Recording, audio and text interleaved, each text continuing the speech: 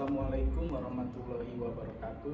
Halo, berjumpa lagi dengan saya Alvin Hasibuan, SPD, calon guru penggerak angkatan 10 dari SMK Negeri 73 Jakarta.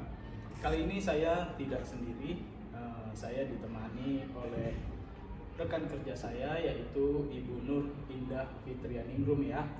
Beliau adalah guru bahasa Inggris di SMK Negeri 73 ini. Baik, Ibu Indah, Assalamualaikum. Bu Indah, bagaimana kabarnya hari ini? Alhamdulillah baik. Alhamdulillah baik ya, sehat ya. Salam semangat selalu ya, seperti itu. Baik Bu Indah, hari ini kita akan mengadakan yang namanya pra-observasi ya. Bu Indah, nanti sebelumnya saya amati jalan proses pembelajaran yang Ibu lakukan ya di dalam kelas, atau sebelumnya saya melakukan proses yang namanya supervisi kelas ya, seperti itu. Adapun tujuannya dilakukan supervisi ini yaitu adalah untuk mengetahui dan juga mengevaluasi jalannya proses pembelajaran yang Ibu lakukan. Dan kenapa hari ini kita lakukan percakapan pra-observasi sebagai persiapan awal sebelum Ibu nanti kegiatan pembelajaran lebih siap dan lebih percaya diri ya. Jadi Ibu nanti lebih siap dan percaya diri. Itulah gunanya pra-supervisi ini gitu ya, pra-observasi gitu ya. Sehingga memberikan pembelajaran yang terbaik untuk peserta didik yang akan Ibu ajarkan. Begitu ya Bu Indah ya. Oke Bu Indah. Oke. Di sini ada beberapa pertanyaan yang saya akan tanyakan ke Ibu Indah ya, seperti itu terkait pra-observasi ini. Yang pertama, pertanyaan yang disampaikan yang itu apa, dengan tujuan, kira-kira apa tujuan pembelajaran yang ingin Ibu capai, seperti itu ya. Baik Pak, untuk tujuan pembelajaran saya kali ini mengenai materi yang akan saya ajarkan yaitu descriptive text Pak, pada kelas 10. Nah, yang pertama tujuan pembelajarannya adalah peserta didik diharapkan mampu untuk memahami terkait konteks, struktur teks, lalu fungsi sosial dan unsur kebahasaan pada descriptive text baik lisan maupun tulisan. Nah, lalu yang kedua, peserta didik mampu menganalisis. Nah, apa sih informasi yang terkandung dalam teks deskriptif tersebut? Lalu yang ketiga, peserta didik diharapkan mampu untuk membuat atau berkreasi, membuat teks deskriptif yang sederhana secara individu maupun kelompok. Oke, baik Ibu Indah, berarti ada 3 tujuan pembelajaran yang ingin Ibu capai ya. Yang pertama, siswa dapat memahami ya, seperti itu. Lalu yang kedua, menganalisis. Lalu yang ketiga, membuat atau berkreasi ya, terkait capaian yang ingin Ibu capai.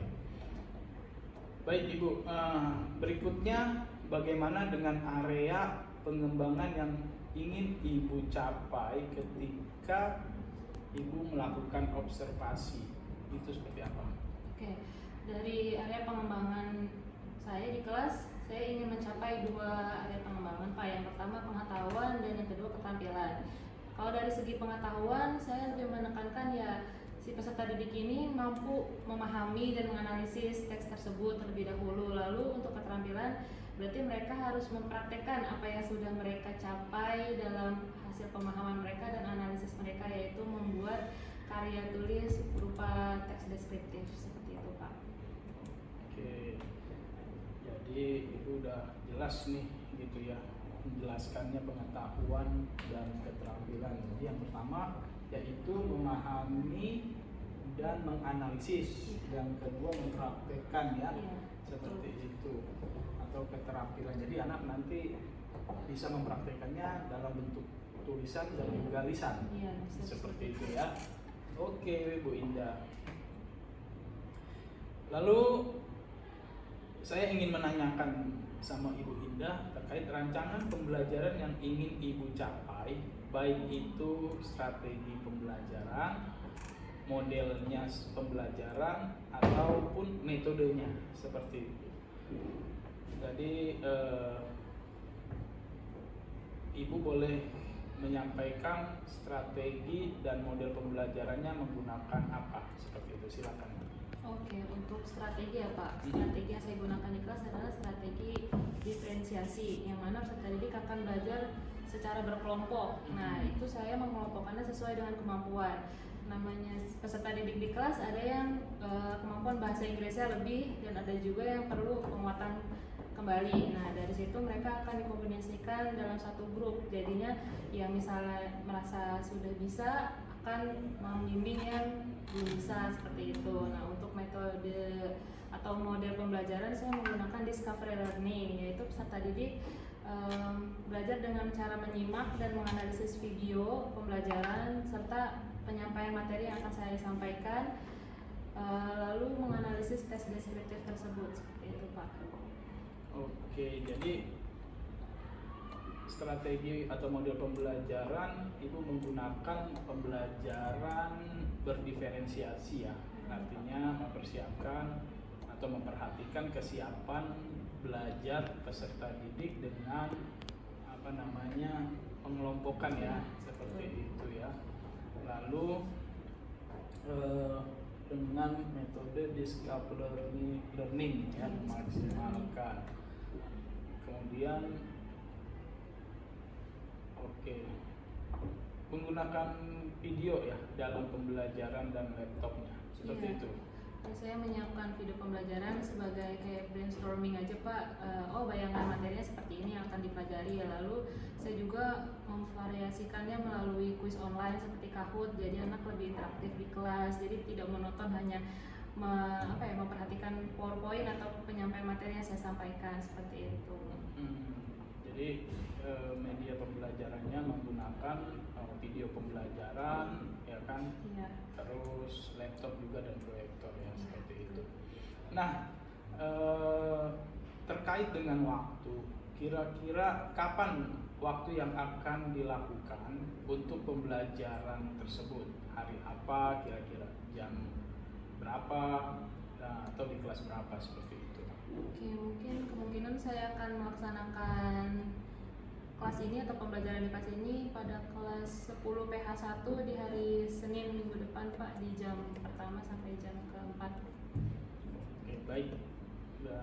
Jadi sebagai catatan ya, Ibu insya Allah hari Senin depan akan melaksanakan pembelajaran ini jam pertama sampai jam keempat ya, di kelas 10 ya. Saya akan lakukan supervisi kelas dan saya akan melihat dan mencatat hal-hal apa saja yang akan terjadi di dalam kelas ya Bu ya. Nah, setelah itu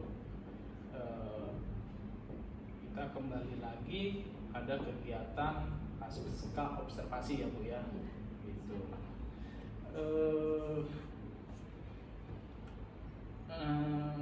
Bu Indah, sebelum kita akhiri ya, gitu ya.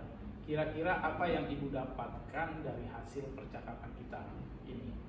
Baik, dari hasil percakapan kita ini saya dapat membayangkan seperti apa sih dari dimulai pembelajaran, saya harus melakukan apa untuk menyiapkan peserta didik menerima materi baru, lalu proses intinya seperti apa yang saya lakukan untuk membangun atau menciptakan pembelajaran yang interaktif dan aktif untuk siswa dan mudah dipahami, lalu akhirnya saya harus tutup dengan seperti apa. Nah, jadi kira-kira saya bisa mendapatkan gambarannya lah Pak untuk mengajar di kelas tersebut seperti apa.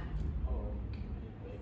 Jadi Ibu dapat gambaran ya, nanti akan melakukan seperti apa gitu kan, terkait dengan observasi minggu depan ya, seperti itu. Syukur deh Bu Indah kalau memang seperti itu, berarti pra-observasi ini ternyata memberikan dampak ya, seperti itu. Terima kasih Bu Indah atas waktunya. Demikian percakapan kita kali ini. Sampai ketemu di observasi kelas dan percakapan pasca observasi kelas ya. Baik, demikianlah praobservasi saya bersama dengan Ibu Indah, guru bahasa Inggris. Nanti kita ketemu lagi di observasi kelas dan pasca observasi kelas. Terima kasih. Wabillahi taufiq wal hidayah. Assalamualaikum warahmatullahi wabarakatuh.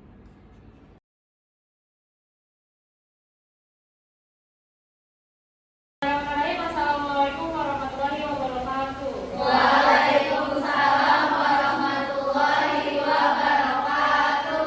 Good morning everyone. Morning, Miss. How's your day?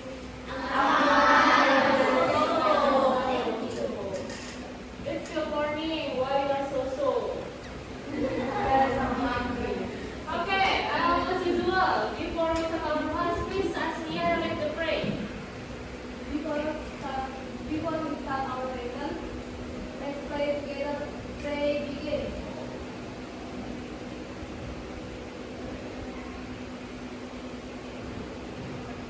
Please, greeting to our teacher. Good morning everyone. Okay, first of all, I would like to ask who doesn't come today.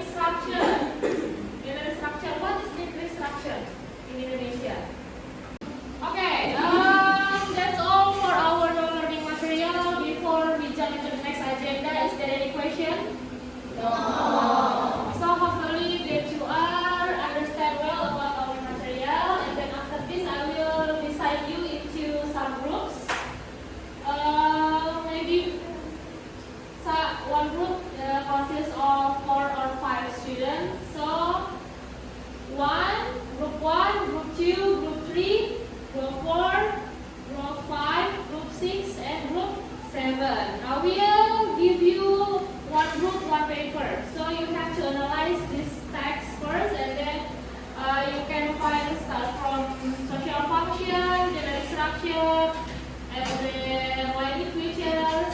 After you analyze the text, I will ask you, some of you, about the analyze. Okay? Do you understand? Yes. Okay.